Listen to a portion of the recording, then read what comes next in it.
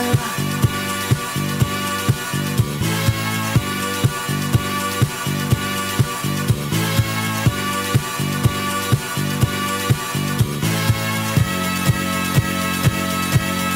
One more time. Good morning. Thanks for joining us. Welcome to Ideas Lab 3. Let's get started. Let's head through to the Pragma studios. One more time. We're gonna celebrate. Oh yeah, alright. Don't stop the dancing. Let the Ideas Lab commence. Oh yeah, alright. Good morning and welcome, as I said, to the Pragma studios. Welcome to the Ideas Lab event. Thank you so much for joining us today. We've got some great talks lined up and we're really looking forward to taking you through that. Lots of speakers have put lots of hard work into coming up with some great ideas for the Ideas Lab. The Ideas Lab is now an event that's in its third year. It came about because we thought that great ideas really matter, and where we can share ideas that help drive sales, that help drive opportunity, and we're in that lovely privileged position of getting to speak to all of you, our reseller community, about what's working, what's not, what ideas are having a real impact in the market, and we wanted to share those ideas back, some of them around product, some of them around process and sales and marketing, all different areas. We used to deliver this as a real life event. And it was, we fly up to Scotland and go to Edinburgh, we drive down to Leeds, over to Gloucester and back into London. But of course today is a virtual event, as it was last year, because we know your time is precious and we thought just getting an hour in your diary made this event hopefully have the impact you want and get the information that you need. So before I dive into to the Ideas Lab session, what I wanted to do was just give you a quick update on Pragma. We've had a fantastic 2020, 2021. We just closed out our financial year back in at the end of September. And we really did have phenomenal results. And because we're a 100% channel organisation, every single pound that we grow by is a pound that one of our reseller partners have delivered and grown by. And we are hugely grateful for all of the effort, the drive, the enthusiasm and the passion you put behind driving the Ericsson LG, IPEX portfolio and the Candio portfolios. So in 2021, in our financial year, we were 35% up, which was really just a fantastic performance. A lot of that flowed through our cloud business, and we saw that business absolutely soar, to be honest. It really did do well. Thank you to you. We saw an increase in our recurring revenue going up by 15% and our top line revenue by 35%. And that's even a significant improvement against post-COVID times of sort of 30% up. So really strong performance. We also launched our Candio business, which has been a huge success as well. And we've onboarded a huge number of companies, again, through all of you, through the channel. We've launched some really exciting products. Ed's going to be talking in a minute about WebRTC and the impact that's had, and IPEX One. Helen's going to be talking about analytics and lots of other great product launches out there. And we've been adding and building the Pragma team in as well, in line with the growth to make sure we can continue to scale. In terms of the agenda, we've got sales and marketing and lead generation, that changing world. I'm going to talk about, Ed talking about IPEX One, Helen talking about analytics. I'm going to talk a bit about the hub and quick quote, some of the tools we've been developing, marketing trends from Rich, so our resident marketing guru through our partner Get Crisp. He's going to be talking about the marketing trends he's seeing and how they impact salespeople. And then I'll come back and just give you a quick summary on the day before we wrap up, and we'll be done within an hour. So the first thing I wanted to talk about is you can't attend a presentation or read an article or do anything at the moment really without someone talking to you about change. Change is the only constant. We live in a post-COVID world. What's the new normal? All of these things are constantly being talked about. And of course, the world has changed. It really is, we've seen all of our environment changing, not just the technology we sell, but obviously the environment from a social perspective. Our world has been transformed. And that's very much what we want to talk about today, is how this change impacts salespeople, how it impacts sales processes, how it impacts the reality of operating in the market that we do. So I get the chance to speak to lots of resellers and understand what your you're hearing in the market, what you're seeing and how your business is progressing. What I've been hearing recently is that new business is tough. That there's been a lot of focus on base and locking down your customers and ensuring that your customers are absolutely nailed down with your business and are committed, and you've got the right maybe upgrade to cloud solution in there.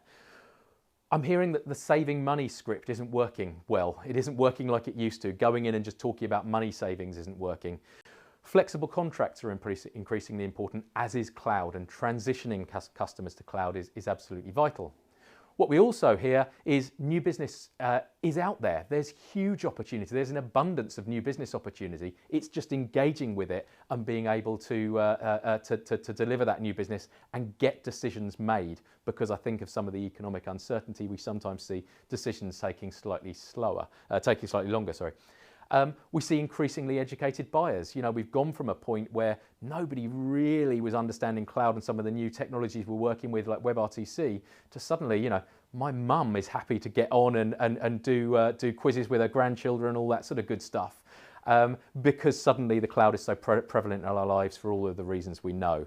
The role of the reseller and the salesperson as trusted advisor is more important than ever before. And self-generated leads are more important than ever before. The salesperson actually creating their own opportunities, their own leads. And of course, digital transformation is vital in the conversation with the customer as they seek to change their infrastructure, change their software layers, and all of the different bits and pieces that drive digital. So as we look forward to 2022, what we want to understand is, what do we need to change? What do we need to do? What's going to give us the opportunity to win in 2022, to get those leads, convert them, and understand them? And that's absolutely what today's session is about.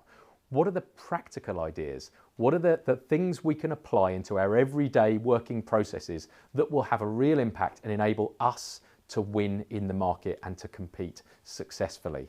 And so I just wanted to share a few quick ideas on those, because the idea of Ideas Lab is each of these sessions are going to be really punchy, really quick, and get across some core concepts. Firstly, I think the worlds of sales and marketing needs to come closer together than ever before. The need for integration between sales and marketing is arguably greater than it's ever been. And I think what we're going to see is the most successful people, successful salespeople, are the salespeople who can take on much of what historically has been the preserve of marketing. Historically, marketing people would be the ones thinking about brand and comms and content and all of the different aspects that a marketing person would focus on. And suddenly that's changing, because a salesperson suddenly needs to think about their personal brand.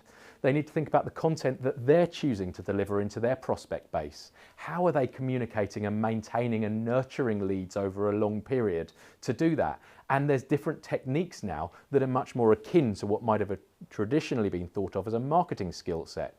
So salespeople are absolutely having, in this self-generated lead environment, having to take on all of the understanding of marketing concepts to be really, really successful and to secure the leads that they need to win. So I think the first kind of observation is salespeople and marketing people are becoming much, much closer together, and salespeople are having to do much more of what traditionally would have been the preserve of marketing. I know Rich is going to be talking about this specifically when he goes through his session at the end. The second thing is marketing teams are changing, and yeah, this event is designed to talk to lots of salespeople, lots of marketing people out there, as well as reseller principals, etc., and people across the reseller.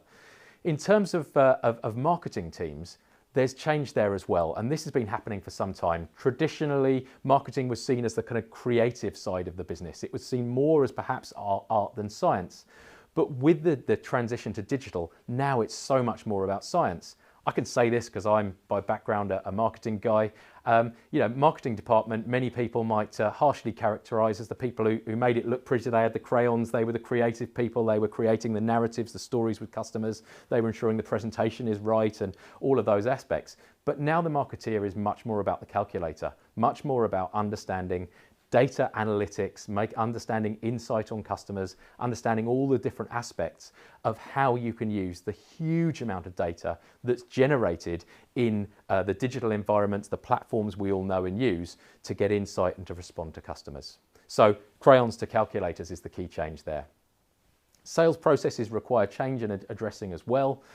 And in that last year, we spent a lot of time talking about remote selling. The reason we were talking about remote selling, couldn't do anything else really, because we were in lockdown the last time we had Ideas Lab, and it was our only option was to talk about how we might utilize remote sales as a process and use video.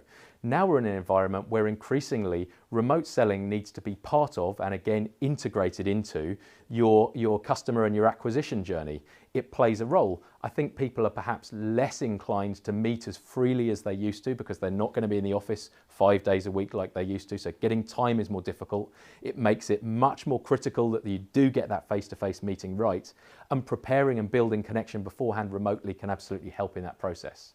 There are some really good ideas from last year's session, which I recommend if you want to go back and have a look at, about how you might utilize remote selling. We did a session with Dan Donders, the CEO at SoConnect, who talked about how he transitioned his business. But fundamentally, looking at your sales process and finding the place that remote or video selling can fit into that, it's not about either or, it's about both and making sure that that fits in. The next thing I wanted to talk about is this kind of change in mindset that I think businesses are going through. And the idea that we're moving from the traditional sales funnel, where you put something in the top and it would fall out, to something that's much more akin to a flywheel that's kind of generating energy and maintaining momentum and spinning. And the faster you put those feeds into it, the faster that flywheel will go.